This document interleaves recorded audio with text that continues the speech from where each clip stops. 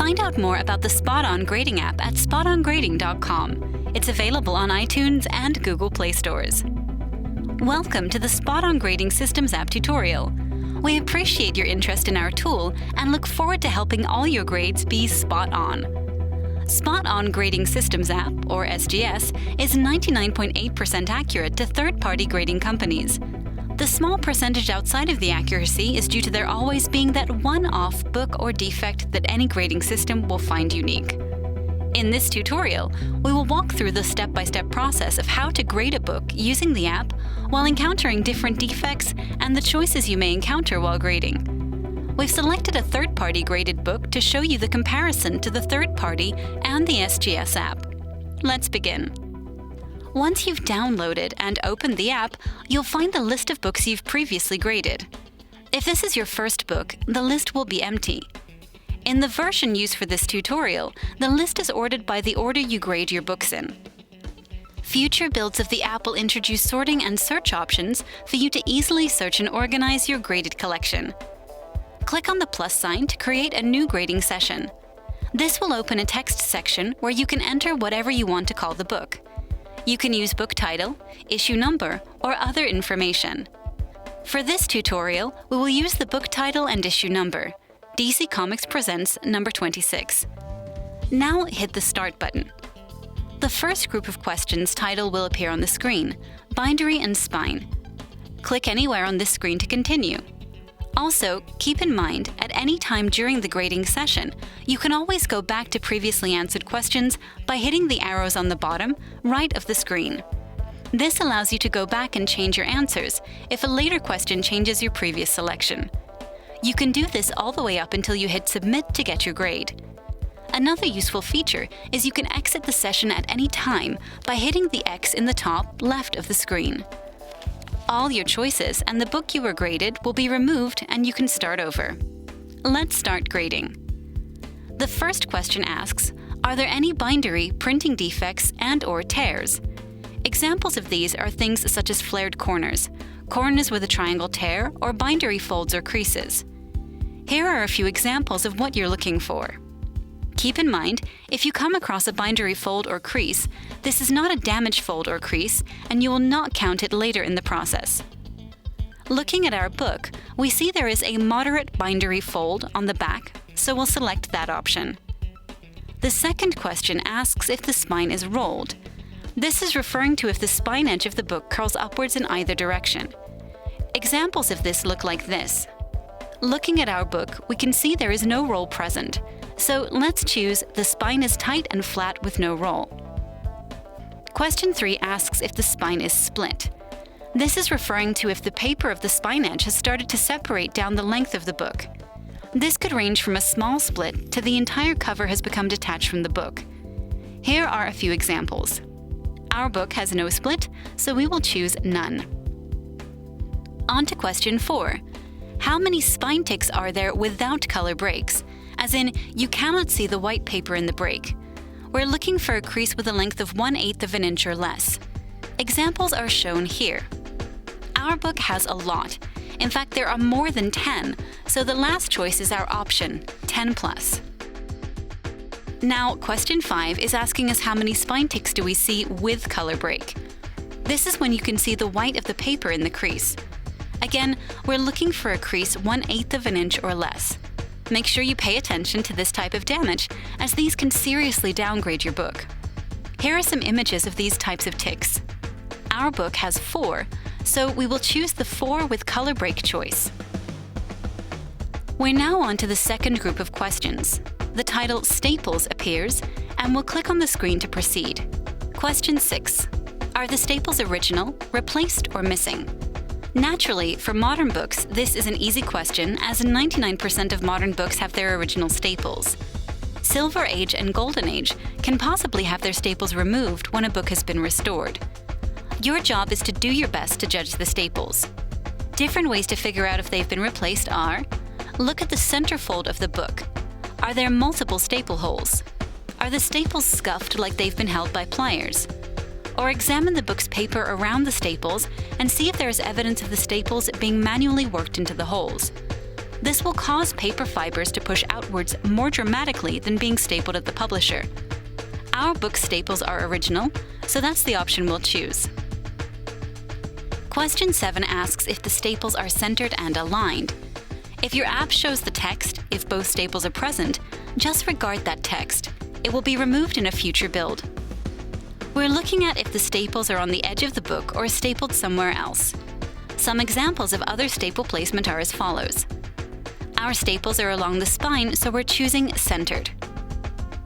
Question 8. Are the staples discolored or rusty? This question is asking if there is corrosion, oxidation, or rust on the staples, both inside the book and out.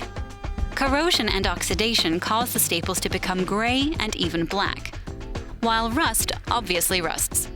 Here are some examples of corrosion. Ours has no rust or oxidation and are bright and shiny, so we're choosing none. Question 9 now asks if there was rust on the staples, did it migrate onto the cover or pages? Rust and rust migration are killers for grades. Typically, a rusty staple or rust migration onto the paper will max your grade out at a 4.0. So keep your books dry and out of moisture-rich areas.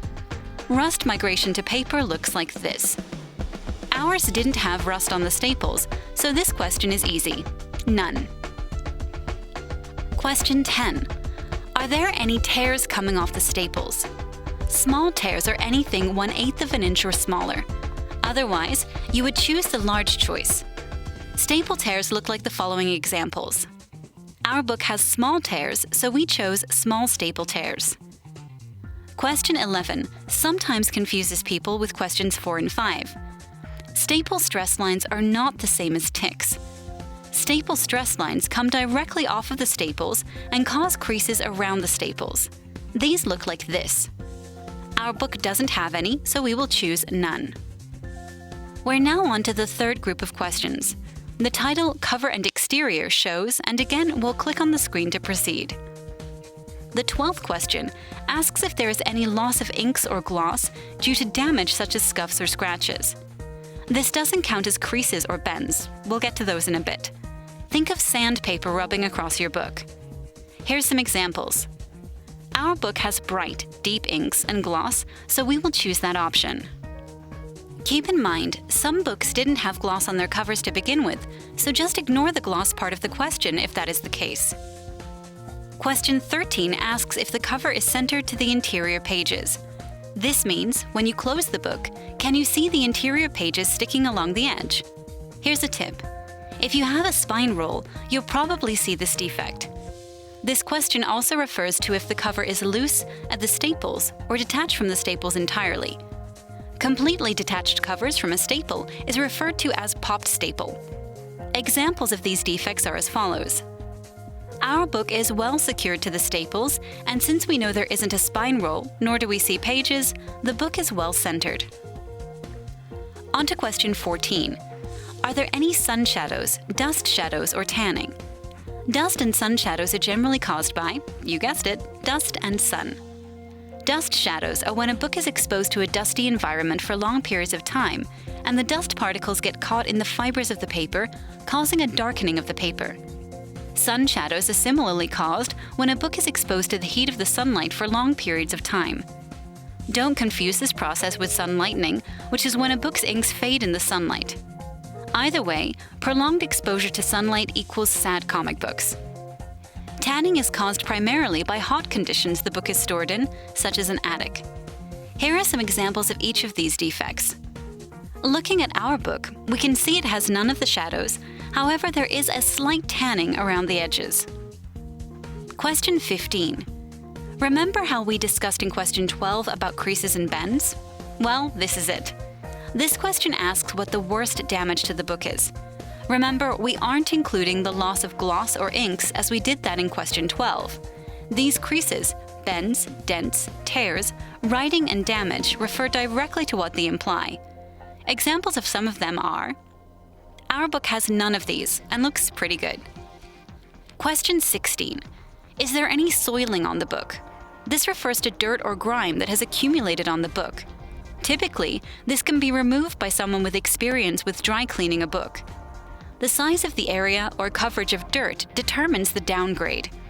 We're using sizes based on things people typically see: coins and surface area of the book.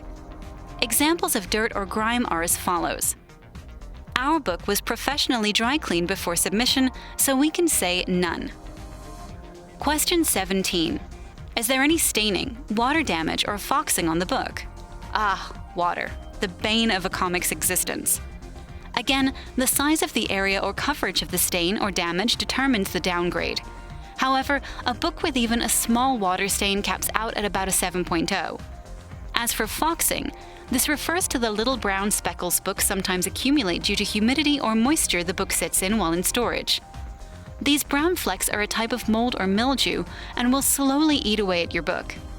Serious cases of this will release an odor, another defect yet to come. Examples of each of these defects are as follows. Our book has 2 small water stains, so we know it won't get above a 7.0 at this point. So, we select water damage smaller than a US quarter. Question 18. Are there any unobtrusive date stamps or arrival dates on the book? Some collectors love date stamps on their books. It shows a part of the book's history. Typically, CGC won't downgrade for these much, but we still need to take them into account. An example of a date stamp looks like this. Our book doesn't have one, so we choose none. Question 19. What is the condition of the book's corners? A comic's corners are typically the first things to sustain damage in the life of the book. A small ding can cause your 9.8 book to plummet instantly to a 9.4 or worse. The older a book is, the corners get a little more than a ding. They start to get blunted or rounded. Examples are like this. In this question, you should select the choice that closely matches your book's condition. Our book has not 1 but 2 corners that are moderately blunted, so that's what we choose. Question 20. Is there any tape on the cover or pages? Third-party grading companies used to say that any tape was an instant restoration label. However, currently tape being considered as restoration is only when a book is basically being put back together with tape. Tape that is used to reinforce a corner or repair a tear isn't considered restoration. However, it does downgrade the book. Only choose none if you know your book is not restored with tape. Question 21. Are the pages and the centerfold, the center page of the book, securely attached to the staples? Like question 13, this refers to detached parts of the book. Pages that are loose and no longer secured to the staples cause a large downgrade. Our book has all pages secured, so we choose firmly secure. Question 22. Are there any interior tears? Simple question. Are any of the pages torn? Choose the option that closely resembles your book. Our book has no tears. Question 23. What color and quality are the pages? We recommend you Google search the term owl card. This will give you an image you can print out that shows you what color scale is used for grading books. An example of an owl card is as follows. Brittleness refers to how easy the pages basically crumble in your hands. We don't recommend you use this as a test, but holding the book, you can get a feel for page quality. Looking at our pages, we were able to determine they were off-white to cream and not brittle before submission. Remember when we were talking about odor due to foxing and mold and mildew in question 17? Well, question 24 is up next. Is there an acid or vinegar smell present when you open the book? We can't count how many times a dealer has looked at us like he thought we were crazy when we smelled the book we were looking at. But honestly, smell is a big indicator in book grading. A beautiful book could have a massive pickle smell. If it does, avoid it.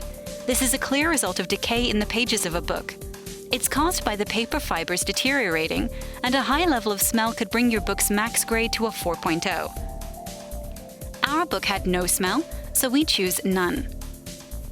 Question 25. Are there any pieces missing from the pages of the book, and if so, how big? This refers to tears that have taken sections of the pages out of the book and are no longer present. Try and measure or estimate the size of the piece missing and choose your selection. Our book wasn't missing any pieces, so we choose none. Question 26. Are there any signs of repairs or restoration, such as tape, glue, marker, etc.? This question can be confusing when it comes to the tape part. Remember, restoration with tape is only when a book is basically being put back together with tape. If you're not comfortable determining restoration types and evidence, get yourself a blacklight for a majority of the touch-up restoration types. The color of the restoration will usually be exposed under the light. Glue and other types of restoration is found by inspecting the book carefully. Our book had no restoration, so we chose no. Question 27. Are there any coupons, Marvel value stamps, or ads cut out from the book? Back in the early days of comics, ads were an easy way for kids to make pocket money, and character stamps were on certain pages of certain books. Incredible Hulk 181 ring any bells? These sections of the books were cut out and collected or mailed away for things. Check your book for any clipping or cutouts carefully. Our book had no cutouts, so we choose none. Final question. Question 28. Are there any pages missing? And if so, do they affect the story? This one is easy. Are there pages missing, yes or no? If yes, do they affect if you can read the entire story? Ours wasn't missing anything, so we choose no pages missing. After your choice, you will have a chance to review all your answers and make sure you didn't accidentally choose something you didn't want to. At this point, the X at the top left will not close your session, but rather take you back to the last question, where you can navigate back through the questions and make any changes you want. If you are satisfied with your choices, tap the Submit button and the SGS app will give you an estimated grade for your book. The grade is given to you in the text type such as very good, near mint, etc., and the numerical types such as 9.8, 8.5, and 4.0. If you see a small R next to the grade, that represents you select something which may indicate your book has been restored. If you see a small Q next to your grade, you have selected something which may indicate your book will get a green qualifying label. Our book was grading by the SGS app at a 7.0, and when we look at what the third-party grading company gave the book, we can see the app was spot on. Now, tap the Finish button, and your grade will be stored in your list of books, and you're ready to grade your next book. We hope that you have found this tutorial helpful and useful to your use with the SpotOn Grading Systems app. As you use the app more and more, the time it takes to grade a book will get less and less, until you're flying through the questions, knowing what they're asking and what you would choose. The app is constantly changing and learning, and enhancements are always in the works. If you have any questions or feedback, we always welcome it and would love to hear from you.